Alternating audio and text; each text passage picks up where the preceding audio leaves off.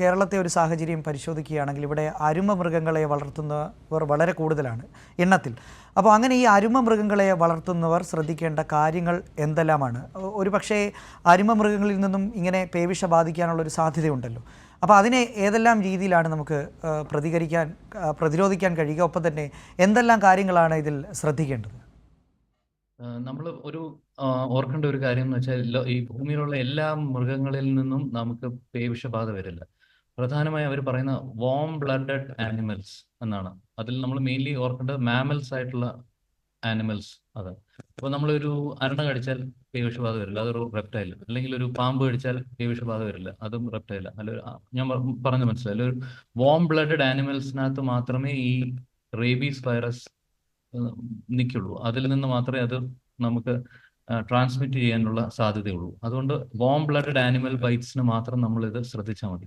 ഇപ്പൊ ചോദിച്ച ആ ചോദ്യം വളരെ പ്രാധാന്യമുള്ളത്. കാരണം ഈ നമുക്ക് ആനിമൽ ഹാൻഡ്ലേഴ്സ് അല്ലെങ്കിൽ നമ്മൾ പെറ്റ് ആനിമൽ ബിസിനസ് ചെയ്യുന്ന ആൾക്കാർ, എൻ്റെ പല സുഹൃത്തുക്കളും അങ്ങനെയുള്ളവരുണ്ട്. അപ്പം അവരുടെയൊക്കെ സംശയം, എല്ലാ പ്രാവശ്യവും ഒരു പട്ടി മാന്തോ എന്തെങ്കിലും, അല്ലെങ്കിൽ ഒരു നായ മാന്തോ ഒരു പൂച്ച മാന്തോ അല്ലെ എന്തെങ്കിലും ചെയ്തു കഴിഞ്ഞാൽ ഇത് എടുക്കണോ എന്നുള്ളത്. അപ്പം ഇങ്ങനെയുള്ള ജോലിയിൽ ഏർപ്പെടുന്നവർ, അതായത് നമ്മൾ ചില ലബോറട്ടറി ടെക്നീഷ്യൻസ് അല്ലെ വൈൽഡ് ലൈഫ് കെയറിൽ ഏർപ്പെട്ടിരിക്കുന്ന ആൾക്കാർ, അതുപോലെ തന്നെ ഈ ആനിമൽ ഹാൻഡ്ലേഴ്സ്, ഇങ്ങനത്തെ പ്രൊഫഷനിൽ ഏർപ്പെട്ടിരിക്കുന്നവർക്ക് എന്താ ചെയ്യുന്നത് വെച്ചാൽ ഒരു പ്രീ എക്സ്പോഷർ പ്രൊഫലാക്സിസ് എന്ന് പറയുന്ന ഒരു സംഭവമുണ്ട്. ഞാൻ നേരത്തെ പറഞ്ഞ എല്ലാം പോസ്റ്റ് എക്സ്പോഷർ പ്രൊഫലാക്സ്, അതായത് ഈ നായ നക്കുകയോ കടി ഏറ്റുകയോ ചെയ്യുന്നതിന് ശേഷം ചെയ്യേണ്ട കാര്യങ്ങളാണ് ഞാൻ നേരത്തെ പറഞ്ഞ കാര്യം.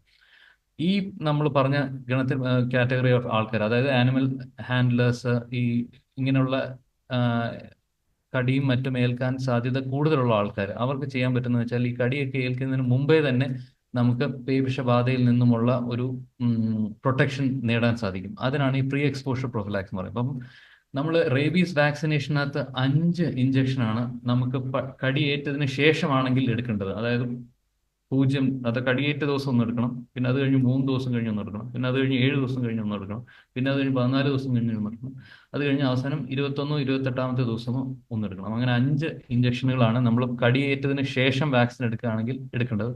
അതും പഴയതുപോലെ ഈ പുക്കിളിന് ചുറ്റും അങ്ങനത്തെ പരിപാടിയൊന്നുമില്ല. നമ്മുടെ മോസ്റ്റ്ലി നമുക്ക് എടുക്കേണ്ടത് ഒന്ന് ഇൻട്രാ ഡേമലുണ്ട്. ഗവൺമെന്റ് സർവീസ്, നമുക്ക് ഗവൺമെന്റിൽ പൊതുവായി കിട്ടുന്ന ഇഞ്ചക്ഷനുകളെല്ലാം ഇൻട്രാ ഡേമലാണ്. അത് പെട്ടെന്ന് എടുക്കാവുന്നതാണ്, വേദനയും മറ്റൊക്കെ കുറവാണ്. പക്ഷെ അതിന്റെ ഒരു പ്രശ്നം എന്ന് വെച്ചാൽ അത് ഇമ്മ്യൂണിറ്റി തരുന്നതിൽ അതിന് ഇച്ചിരി അത് വളരെ നല്ലത് തന്നെയാണ്. പക്ഷെ നല്ല കറക്റ്റായിട്ട് ഇമ്മ്യൂണിറ്റി ഒക്കെ നമുക്ക് ഉറപ്പിക്കണം എന്നുണ്ടെങ്കിൽ ഇൻട്രാ മസ്കുലർ ഇഞ്ചക്ഷൻ ഉണ്ട്. നമ്മുടെ ഡെൽറ്റോയിഡിൽ എടുക്കാം, ഈ കൈയുടെ ഈ ഭാഗത്ത് എടുക്കുന്ന ഇൻട്രാ മസിലിലേക്കുള്ള ഇഞ്ചക്ഷൻ, അത് ആണ് ഏറ്റവും ബെസ്റ്റ് ആയിട്ടുള്ള ഇഞ്ചക്ഷൻ. അതും 5 ഡോസുകളാണ് ഈ കടിയേറ്റതിന് ശേഷം എടുക്കുകയാണെങ്കിൽ നമ്മൾ എടുക്കേണ്ടത്. പക്ഷെ നമ്മൾ ഈ പറഞ്ഞ ആൾക്കാർ, അതായത് ആനിമൽ ഹാൻഡ്ലേഴ്സ്, ഈ ജോലിയിൽ ഏർപ്പെട്ടിരിക്കുന്ന ആൾക്കാരാണെങ്കിൽ അവരെന്താ ചെയ്യുന്നത്, അവർക്ക് പ്രീ എക്സ്പോഷർ പ്രൊഫലാക്സ് ആണ്. അതിൽ 3 ഇഞ്ചക്ഷൻ എടുത്താൽ മതി. അതായത് ആദ്യത്തെ ഒരു ഡോസ്, പിന്നെ 7ാമത്തെ ദിവസം അടുത്ത ഡോസ്, പിന്നെ 21ാമത്തെ ദിവസം അല്ലെങ്കിൽ 28ാമത്തെ ദിവസം അടുത്ത ഡോസ്. അങ്ങനെ 3 ഡോസ് എടുത്താൽ മതി. അവർ 5 ഡോസ് എടുക്കേണ്ട ആവശ്യമില്ല. പക്ഷെ അവർ ശ്രദ്ധിക്കേണ്ടതെന്ന് വെച്ചാൽ, നമ്മൾ ഈ വാക്സിൻ എടുത്തു എന്ന് വെച്ചിട്ട് നമുക്ക് അതിൽ നിന്ന് നമ്മൾ ഉദ്ദേശിക്കുന്ന കാര്യം എന്ന് വെച്ചാൽ ഈ റേബീസ് വൈറസിനെതിരെയുള്ള ആന്റിബോഡി നമ്മുടെ ശരീരത്തിൽ പ്രൊഡ്യൂസ് ചെയ്യുക എന്നുള്ള ഒരു ഉദ്ദേശത്തോടെയാണ് നമ്മൾ ഈ ഇഞ്ചക്ഷൻ എടുക്കുന്നത്. അപ്പം ആ ഉദ്ദേശം നമ്മൾ നിറവേറ്റിയിട്ടുണ്ടെന്ന് ഉറപ്പിക്കണമെങ്കിൽ നമ്മൾ ബ്ലഡ് എടുത്ത് നമ്മുടെ ആന്റിബോഡി ടൈറ്റർ ഉണ്ട്, ആന്റി റേബീസ് ടൈറ്റർ എന്ന് പറഞ്ഞത്, നമ്മൾ ഹെപ്പറ്റൈറ്റിസ് ബിയുടെ ടൈറ്റർ, പണ്ട് കോവിഡ് ടൈറ്റർ ഒക്കെ ചെക്ക് ചെയ്യില്ല, അതേപോലെ തന്നെ ആന്റി റേബീസിന് നമുക്ക് ടൈറ്റർ ഉണ്ട്.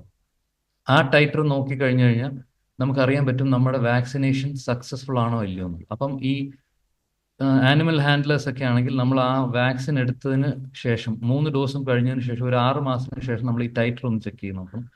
അങ്ങനെ അവരൊരു 2 വർഷത്തേക്ക് 6 മാസം കൂടുമ്പോൾ ടൈറ്റർ ചെക്ക് ചെയ്തുകൊണ്ടിരിക്കണം. അതിനുശേഷം പിന്നെ നോക്കുക, ചെക്ക് ചെയ്യാൻ നോക്കും.